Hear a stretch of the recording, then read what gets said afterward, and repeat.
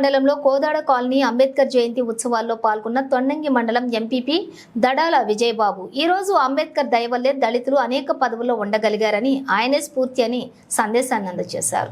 కుటుంబాన్నంతా మన దేశం కోసం ఈ రాజ్యాంగం కోసం త్యాగం చేసేది. అందుకనే కదా నువ్వు ఒరే చదువుకోరా బాబు, నీకు స్కూల్లో నీకు హాస్టల్లో భోజనం పెట్టింతాం, నువ్వు చదువుకోరా బాబు, కొంచెం మార్కులు తక్కువ వచ్చినా నిన్ను ఆ మార్కులు కలిపి నిన్ను ఒక స్థాయికి తీసుకెళ్తాననేసి ఆయన రకరకాల రాజ్యాంగంలో రాసి మనల్ని ఈ స్థితికి తీసుకొస్తున్నారు. కానీ మన పిల్లల్ని ఏం చేస్తున్నాం అంటే 10th వరకు చదివి సగం చదివి ఆర్మీ చేస్తున్నాం తప్ప ఎవరో ముందుకెళ్లే విధానం మనం చేస్తలేదు.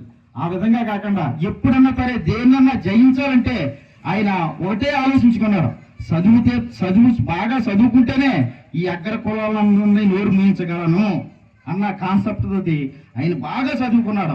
బాగా చదువుకుని ఇవాళ ప్రపంచానికి మన దేశానికి మంచి కొనియాడదగిన నాయకుడయ్యాడు.